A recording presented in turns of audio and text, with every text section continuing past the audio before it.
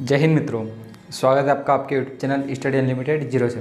दोस्तों, आज हम बात करने वाले संविधान सभा के बारे में। कैसे इसकी शुरुआत हुई, कब इसकी मांग हुई, किस तरह से इसमें प्रक्रिया रही, कब इसका गठन हुआ, पूरा अपन इस प्रोसेस में देखेंगे। वीडियो में अंत तक बने रहिएगा। ये मत देखिएगा दोस्तों कि वाइट बोर्ड है, क्या पढ़ाएगा, क्या समझाएगा। अंत तक देखिए। वीडियो पसंद आए तो लाइक कर दीजिए, सब्सक्राइब कीजिए, नहीं पसंद आए तो चले जाइएगा। ठीक है दोस्तों, शुरुआत करते हैं अपन।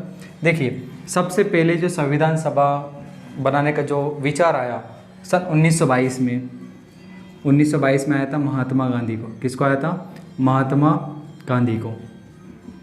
ठीक है दोस्तों, अब बात करते हैं कि इसके बाद में 1934 में M.N. राय ने अपना विचार रखा। किसने? M.N. राय ने अपना विचार रखा कि भैया संविधान बनाने के लिए उन्होंने विचार रखा था कि इस देश के लिए एक संविधान भी चाहिए। जिसके बाद इसी के एक वर्ष बाद 1935 में भारतीय राष्ट्रीय कांग्रेस ने आधिकारिक तौर पर यह कहा कि भारत के लिए एक संविधान की आवश्यकता है। कब कहा? भारतीय राष्ट्रीय कांग्रेस ने कहा। किसने कहा? भारतीय राष्ट्रीय कांग्रेस ने कहा कि भारत के लिए एक संविधान की आवश्यकता है। जिसके बाद में भारतीय राष्ट्र नेहरू द्वारा 1938 में कहा गया कि भैया भारत के लिए एक ऐसे संविधान की आवश्यकता है जिसका चुनाव वयस्क मताधिकार के तौर पर हो और उसमें कोई बाहरी हस्तक्षेप नहीं चाहिए, यानी कि उसमें सभी सदस्य बाहरी हो और अदर कोई भी नहीं। इसी को 1940 में अंग्रेजों द्वारा मान लिया गया और इसे कहा जाता है अगस्त प्रस्ताव। क्या कहा जाता है दोस्तों? अगस्त प्रस्ताव। अगस्त प्रस्ताव। ठीक है।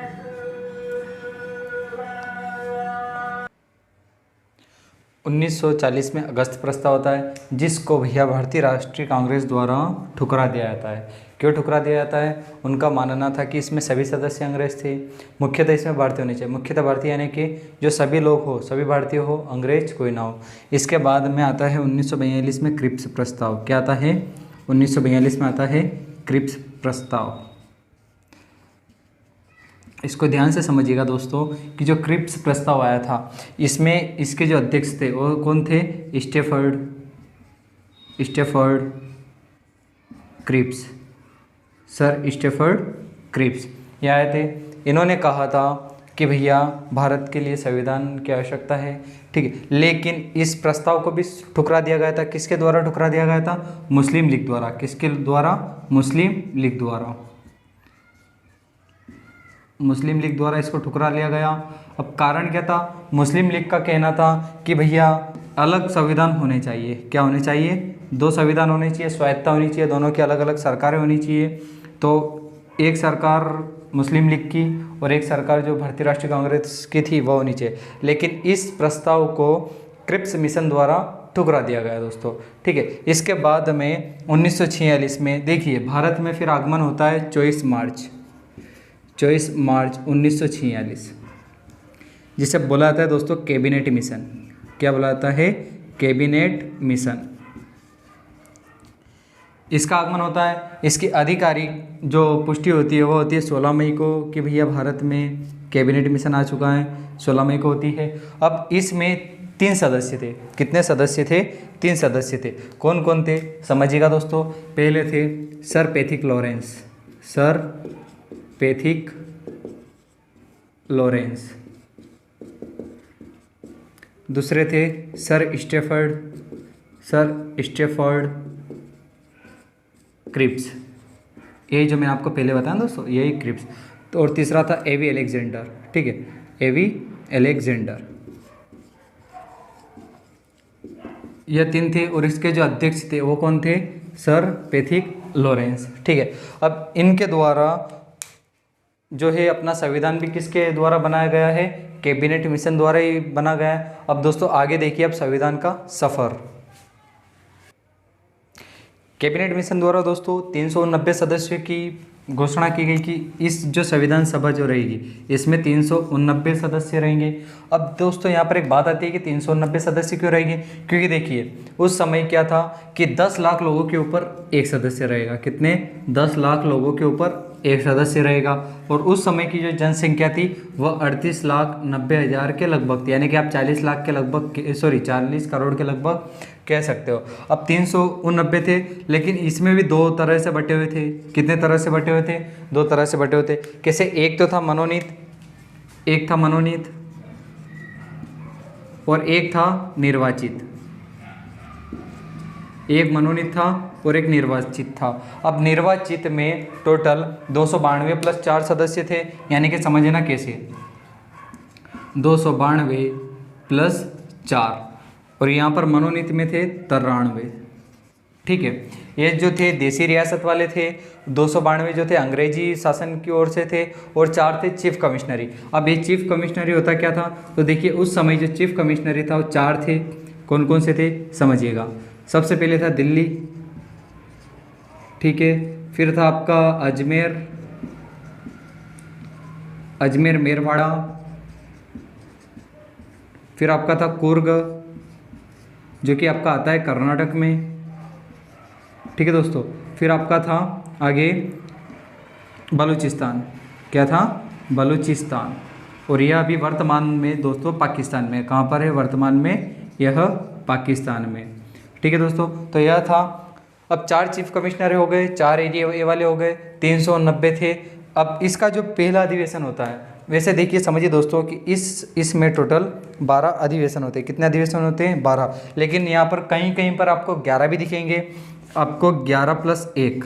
अब जो ए वाला जो था, ये था आपका 24 जनवरी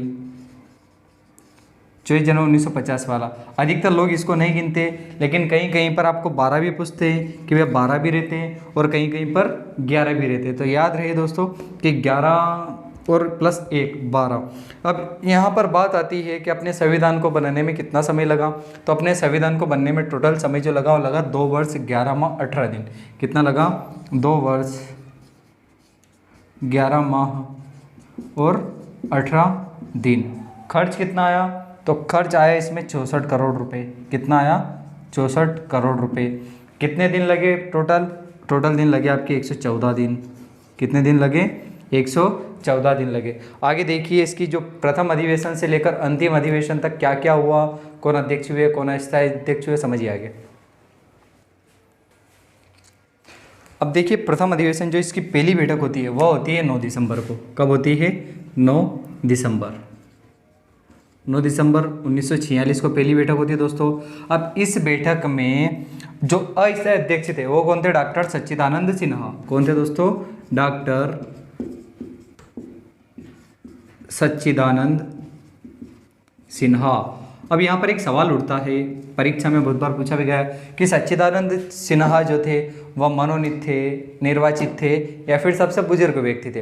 तो यह सबसे बुजुर्ग व्यक्ति थे। क्या थे दोस्तों? सबसे बुजुर्ग। इस कारण इनको अस्थायी अध्यक्ष बनाया था, ठीक है, इसलिए इनको अस्थायी अध्यक्ष बनाया गया था। अब यहाँ पर देखिए दोस्तों कि इस अधिवेशन में टोटल 390 सदस्य थे। तो इस अधिवेशन में कुल 207 या फिर कहीं कहीं पर 211 भी आता है, 207 लोगों ने इसमें भाग लिया। अब आप कहोगे कि सर सदस्य थे 290, यहाँ पर भाग लिया 207, तो ऐसा क्यों? क्योंकि देखिए इस जो पहला अधिवेशन है इसमें जो मुस्लिम लीग था उसने भाग नहीं लिया था, मुस्लिम लीग ने भाग नहीं लिया था। अब मुस्लिम लीग के कितने सदस्य थे? 73 सदस्य थे। इसमें देसी रियासतों ने भी भाग नहीं लिया था। किसने? देसी रियासतों ने भी भाग नहीं लिया था। तो 93 तो हो गए और 73 यह।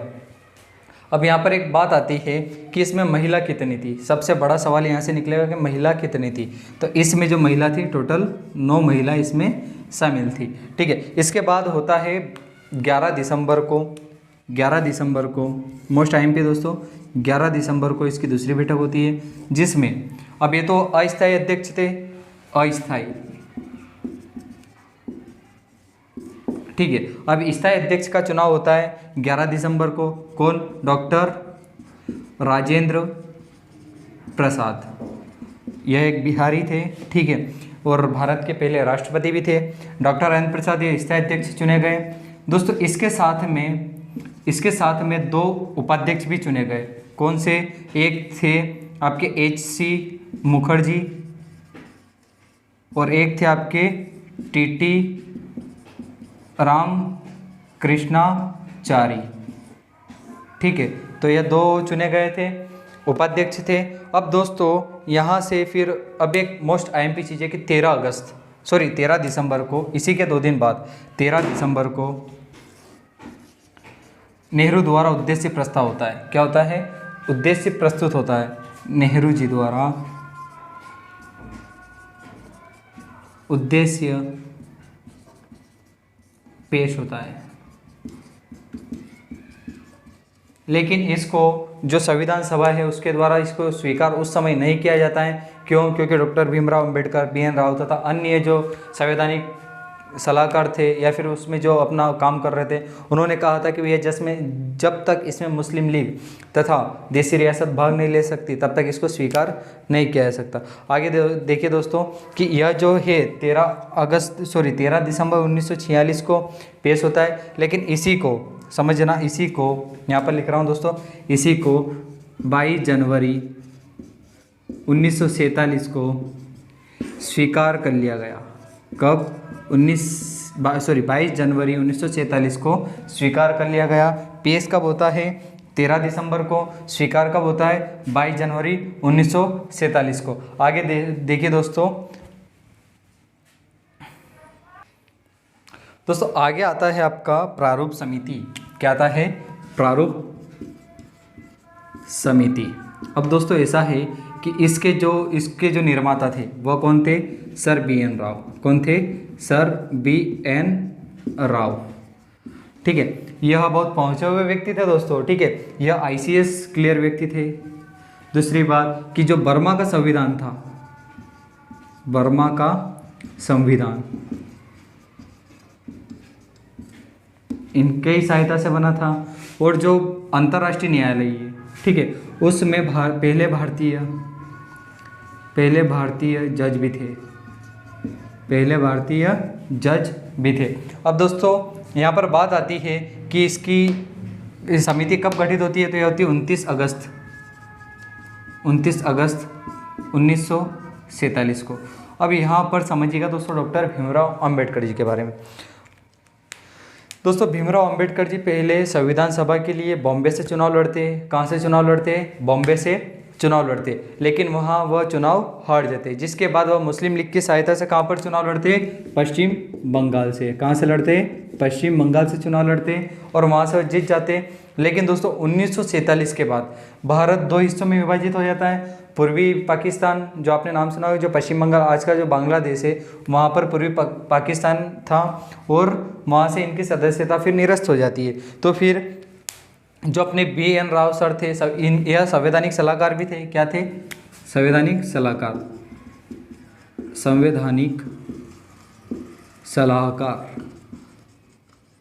अब दोस्तों एक बात आती है यहाँ पर कि जो सर BN राव थे, इन्होंने कहा कि जो संविधान के लिए डॉक्टर भीमराव अंबेडकर की भी आवश्यकता पड़ेगी, जिसके बाद में जो BN राव द्वारा अनुरोध किया था जो अपने डॉक्टर राजेंद्र प्रसाद अध्यक्ष थे उनसे कि भैया इसमें भीमराव अंबेडकर जी को भी लेना पड़ेगा।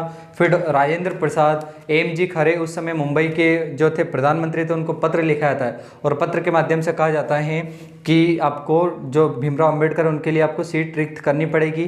फिर बॉम्बे में एक सीट रिक्त होती है जहाँ से चुनाव कौन लड़ते हैं? डॉक्टर भीमराव अंबेडकर, और वह इसमें डबल से शामिल होते। अब यहाँ पर जो सर BN राव थे, यह दोस्तों संवैधानिक सलाहकार, ना कि संविधान सभा के सदस्य थे। संविधान के सभा के सदस्य नहीं थे, यह संवैधानिक सलाहकार थे। ठीक है, अब अगस्त प्रस्ताव आता, प्रारूप समिति होती है 29 अगस्त को। अब इसमें 7 सदस्य होते हैं। कितने सदस्य होते हैं? 7 सदस्य होते हैं। अच्छा दोस्तों एक इंटरेस्टिंग बात बताऊंगा मैं आपको कि प्रारूप समिति को पांडुलेखन समिति भी कहते हैं। क्या कहते हैं? पांडुलेखन समिति। और इसे मसौदा समिति भी कहा जाता है। क्या कहा जाता है? मसौदा समिति। आपको कन्फ्यूज़न करने के लिए ऐसा एग्जाम में पूछ सकते हैं। अब दोस्तों 7 सदस्य थे जिसके अध्यक्ष थे डॉक्टर भीमराव अंबेडकर साहब। ठीक है, डॉक्टर भीमराव अंबेडकर जी इसके अध्यक्ष थे और 6 अन्य सदस्य थे जो कि निम्न है। ठीक है दोस्तों, प्रारूप समिति में जो टोटल 7 सदस्य थे उसमें अध्यक्ष थे डॉक्टर भीमराव अंबेडकर जी। ठीक है, और अन्य जो सदस्य थे वह 6 अन्य सदस्य थे। एन गोपालस्वामी अयंगर, अल्लादी कृष्णा स्वामी अय्यर, डॉक्टर के मुंशी और 5वें थे सैयद मोहम्मद सादुल्ला, एन माधवराव। अब जो BL मित्र थे भैया, इनका स्वास्थ्य क्या हो गया था, खराब हो गया था, जिसके कारण इन्होंने त्यागपत्र दे दिया। उनकी जगह कौन आए, एन माधवराव। TT कृष्णामाचारी। अब जो DP खेतान साहब थे इनका देहांत हो चुका था, उनकी जगह पर कौन आए थे, TT कृष्णामाचारी। आगे देखिए दोस्तों, अब दोस्तों देखिए आगे कि 24 नवंबर 1949 को संविधान अंगीकृत किया गया। क्या किया गया, अंगीकृत यानी कि एडॉप्ट किया गया भैया। ठीक है, और जिसके बाद में 26 जनवरी 1950 को अपना जो संविधान है वो लागू किया गया। संविधान लागू किया गया। ठीक है, संविधान लागू किया गया। अब यहाँ पर बात आती है 22 जुलाई 1947 को जो अपना राष्ट्रीय ध्वज है तिरंगा, राष्ट्रीय ध्वज, उसको स्वीकार किया गया। फिर 24 जनवरी 1950 को राष्ट्रीय गान जन गण मन को स्वीकार किया गया। 24 जनवरी 1950 को राष्ट्रीय गीत को स्वीकार किया गया। ठीक है, और 24 जनवरी 1950 को डॉक्टर राजेंद्र प्रसाद भारत के राष्ट्रपति निर्वाचित हुए। ठीक है दोस्तों, और 26 जनवरी 1950 को आप कहोगे यहाँ पर भी 26 जनवरी 1950 है, यहाँ पर 26 जनवरी 1950 है, तो यहाँ पर अपना राष्ट्रीय प्रतीक अशोक स्तंभ उसको स्वीकार किया गया। अशोक स्तंभ स्वीकार किया गया। ठीक है दोस्तों, आपको वीडियो पसंद आया हो तो लाइक कीजिए, शेयर कीजिए, सब्सक्राइब कीजिए। मिलते हैं अगले वीडियो में। जय हिंद।